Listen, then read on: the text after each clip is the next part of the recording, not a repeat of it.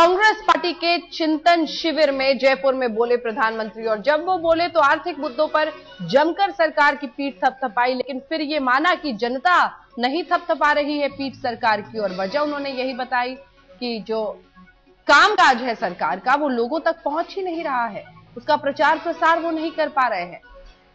जनता तक अपना काम पहुंचाए, ये कहना था प्रधानमंत्री मनमोहन सिंह का। सीधे रुक करते हैं, सुमित अवस्थी हमारे सहयोगी हमारे साथ इस वक्त जुड़ रहे हैं। और सुमित, आपके साथ तमाम हमारे संवाददाता सहयोगी वहां पर मौजूद है। बड़ा सवाल यही है कि प्रधानमंत्री ने आज जिन मुद्दों को रखा है और कहा है खुद कि हमें चुनाव प्रचार प्रसार करना है अपनी इन बातों का, 2014 के लिए बिल्कुल जैसे बिगुल एक के बाद एक फूका जा रहा हो। बिल्कुल अंजना, और जिस तरीके से आप कह सकते हैं कि चिंतन शिविर की दशा और दिशा साफ है, 2014 पर फोकस है। मनमोहन सिंह को, जैसे कि बीजेपी ने भी कहा, 15 महीने चुनाव के रह गए हैं। अब जाहिर तौर पर अगर अपनी स्कीम्स को आप नहीं समझा पाते हैं जनता को, तो यूपीए 3 या कांग्रेस की तिबारा वापसी जो है मुश्किल हो जाएगी। पूरी स्पीच के दौरान मेरे सहयोगी शरद कुमार मंच पर वहां पर मौजूद थे ऑडिटोरियम में, उनसे भी हम जानेंगे। मेरे बाईं तरफ बैठे हुए कार्तिकेय शर्मा हमारे हेडलाइंस के सहयोगी हमारे साथ हैं, इनसे बात करेंगे। संदीप सोनवलकर मेरे एक्सट्रीम राइट पे हैं, उनसे ही बात करेंगे। लेकिन शरद, सबसे पहले आपसे, पीएम के स्पीच में एक आपको क्या लगाई दिया कि आज भी अर्थशास्त्री मनमोहन सिंह बोल रहे थे या पॉलिटिशियन मनमोहन सिंह बात कर रहे हैं? आज हमने पीएम के कई रूप को देखा सुमित। पीएम आज जयपुर के चिंतन शिविर में हमलावर नजर आए।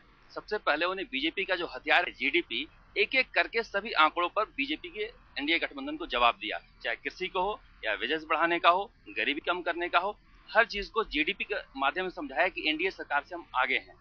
दूसरा उनका एक रूप जो नजर आया वो नम्र। उन्हें कहा कि जो हमें कमियां है हमें स्वीकारनी चाहिए। सबसे बड़ी विफलता आपने बताई, महंगाई हम काबू नहीं कर पाए।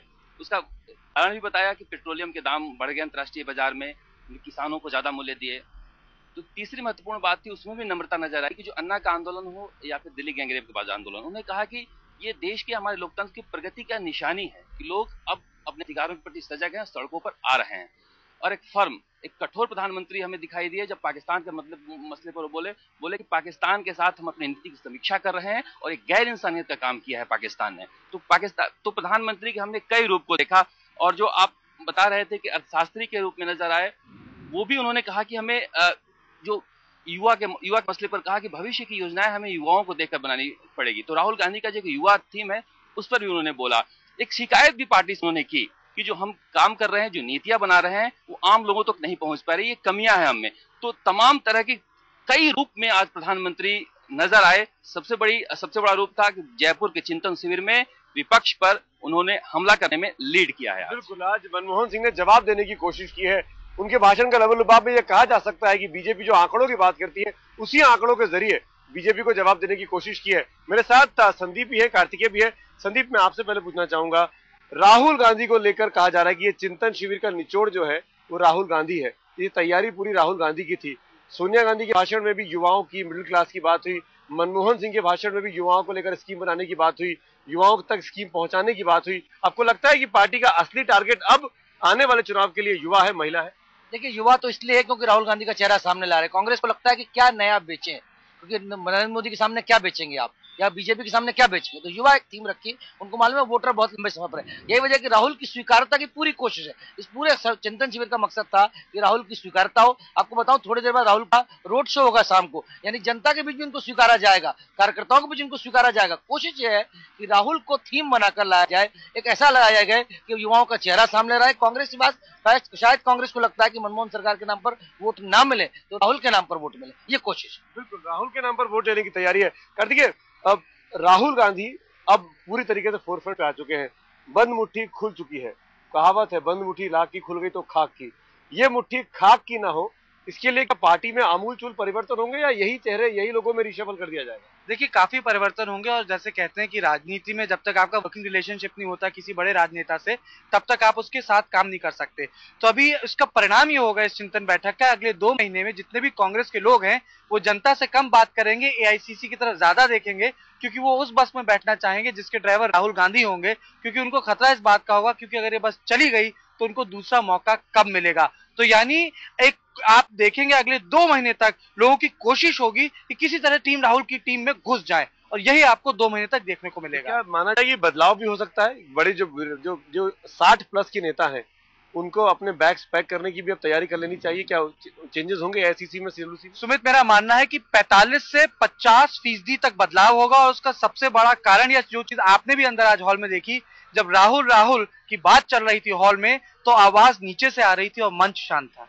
बिल्कुल, आवाज नीचे से आ रही थी। कहीं ना कहीं शरद, आप भी थे उस दौरान जब राहुल गांधी के नारे लग रहे थे।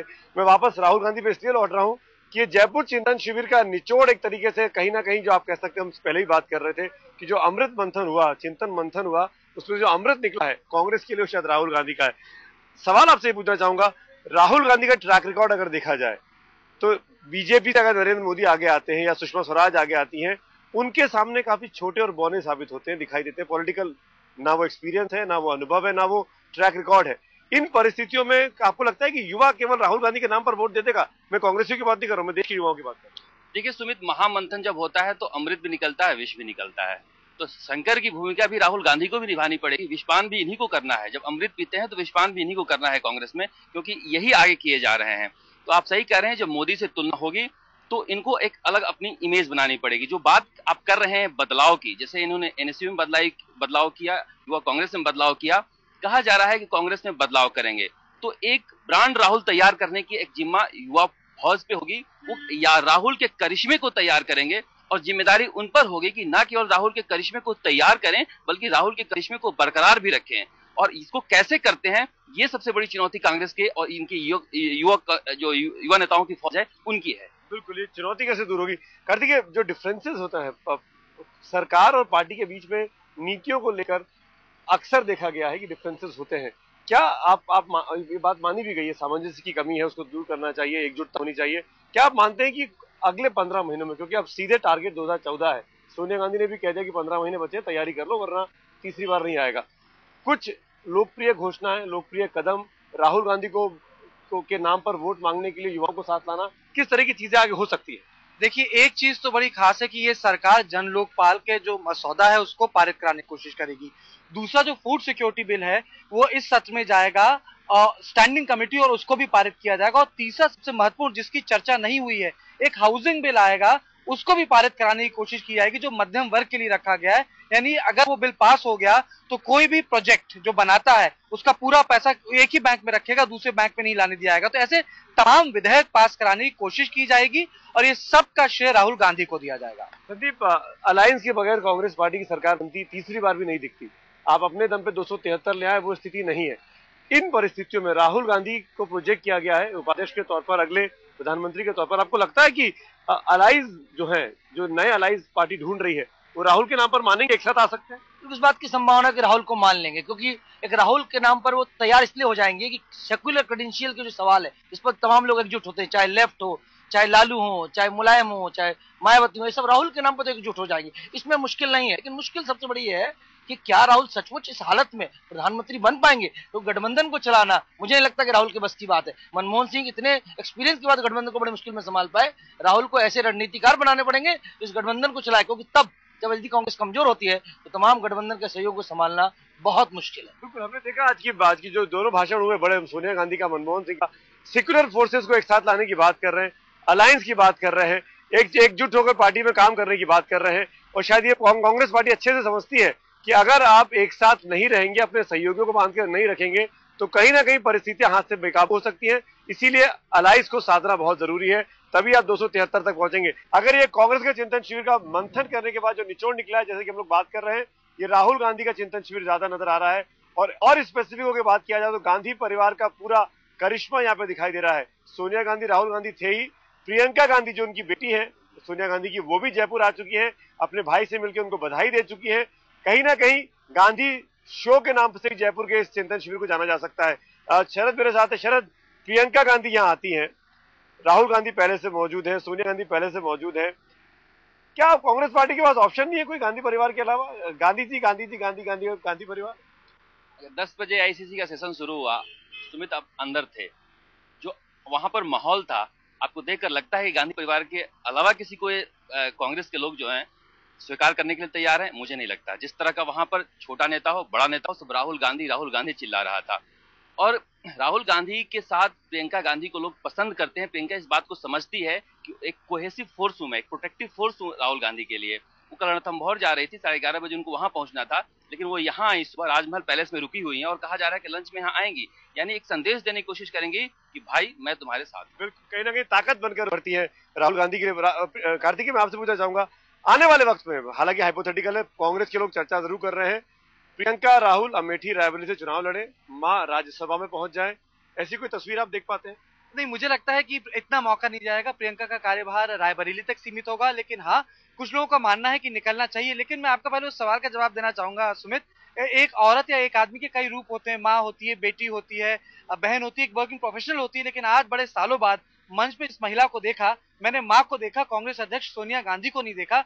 आपको एक बार याद नहीं होगा, हैदराबाद हो, शिमला हो, जब तालियां पीटी हैं तो सोनिया गांधी की कभी आदत नहीं होती कि वो देखे कौन ताली बजा रहा है। आज जहां जहां ताली पिटी राहुल के नाम पे, वहां वहां सोनिया गांधी ने मुड़ मुड़ के देखा और राहुल को दिखाया। तो आज मुझे वहां माँ दिखी, कांग्रेस अध्यक्ष सोनिया गांधी नहीं दिखी। एक आखिरी कमेंट संदीप से लेना चाहूंगा। संदीप, हमारे साथ है, बहन भाई की ताकत है कि कमजोरी है? बहन भाई की ताकत तो है, लेकिन जहां तक राजनीतिक सवाल, यदि प्रियंका आ गई तो निश्चित तौर पर राहुल पीछे हो जाएंगे। इस बात का डर कांग्रेसियों को है, शायद इसलिए प्रियंका खुलकर नहीं आती। प्रियंका ज्यादा बेहतर कम्युनिकेट करती है, ज्यादा बेहतर तरीके से बात करती है। सवाल बस इतना है, तो ये गांधी ब्रांड देश भर में बिकेगा या नहीं? प्रियंका देश में जाएंगी तब कुछ होगा। ये शायद इस पार्टी की, इस देश की सबसे बड़ी विडंबना भी है कि एक पार्टी, सबसे बड़ी पार्टी, वो एक परिवार के नाम पर चल रही है। वो परिवार को हटा दिया जाए तो शायद वो जो फेविकॉल का जोड़ है वो टूट जाता है, और इसीलिए चिंता होती है कि इस देश का हाथों में कितना सिक्योर हो पाएगा। ये सब तमाम चीजें जनता को तय करना है। फिलहाल जयपुर के हमारे विशेष कवरेज से इतना ही।